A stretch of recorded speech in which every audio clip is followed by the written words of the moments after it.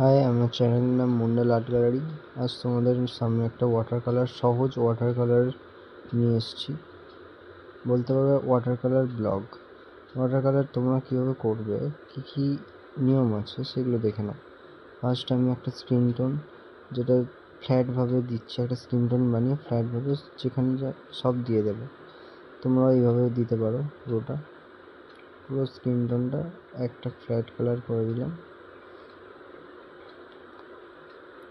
এরপর জামার রঙটা ধরবো, জামার রঙটাও ফ্ল্যাটভাবে পুরোটা দিয়ে দেবো। পুরোটা আমরা এভাবে জামার রঙটা করে দেবো।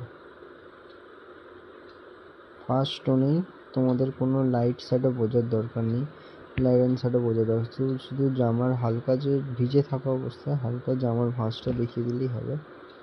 তারপরে আমরা সেকেন্ড টোন, থার্ড টোন দেবো। প্যান্টের রঙটা করে নেওয়া হোক। প্যান্টের রঙটা এমনভাবে করতে হবে যাতে জামার রঙের সাথে ম্যাচ হয়, জামার রঙের সাথে মানায়, সেই রকম ধরনের একটা রঙ তোমরা করবে। এই ফিগারগুলো বিএফএ এন্ট্রান্সের কম্পোজিশনের জন্য খুবই জরুরি। এই রকম ধরনের ফিগার তোমরা যদি প্র্যাকটিস করো তাহলেই তোমরা গিয়ে একটা কম্পোজিশন নামাতে পারবে। আমি মাথার চুলটা হালকা শ্যাডো ধরলাম, মাথার চুলটা একটু কালো করে দিলাম। এবার কিছু সহজ স্ট্রোকের মাধ্যমে আমরা চোখ, মুখ, নাকটা করবো। দেখো না কত সহজ স্ট্রোকের মাধ্যমে আমরা চোখ, মুখ, নাক করলাম। বেশি ডিটেলসের দরকার নেই, শুধু ইমোশন, যে চোখের ভঙ্গিটা সেটা ধরতে হবে, কোন দিকে তাকিয়ে আছে, ব্যাস এতটাই।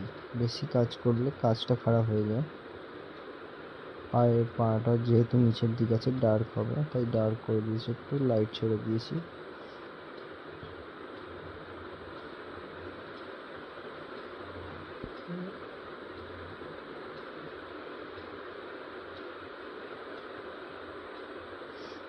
এবার জামাতে আমি যেখানে যেখানে বেশি ডার্ক এরিয়া সেই জায়গাগুলোতে আমি রঙ দেবো।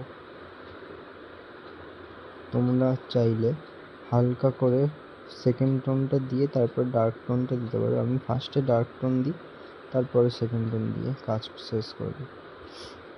ওয়াটার কালার কোনো নিয়ম হয় না, ওয়াটার কালার যে যেভাবে করতে পারে সেইভাবেই করতে পারে। ওয়াটার কালার অনেক রকমভাবে করা যায়, এটাই হচ্ছে ওয়াটার কালারের মজা।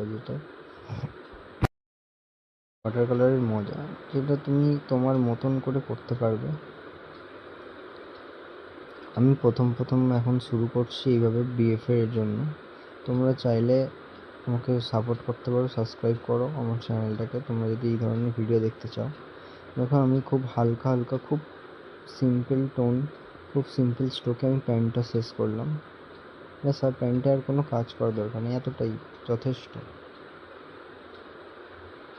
পায়ের জুতোটা কালো করে দেবো যাতে পাটা বেরিয়ে আসে। এবং জামার কিছু শ্যাডো জায়গা যেখানে শ্যাডো পড়েছে ডার্কভাবে, সেইগুলো আমি ধরার চেষ্টা করছি।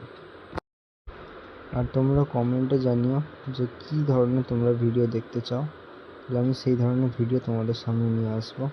তো তোমাদেরও সুবিধা হয়, আমারও ভালো লাগে। তোমরা কমেন্ট করো, লাইক করো, সাবস্ক্রাইব করো, আমাকে একটু সাপোর্ট করো। আমি প্রথম এই ধরনের ভিডিও বানাচ্ছি, ইউটিউবে নতুন।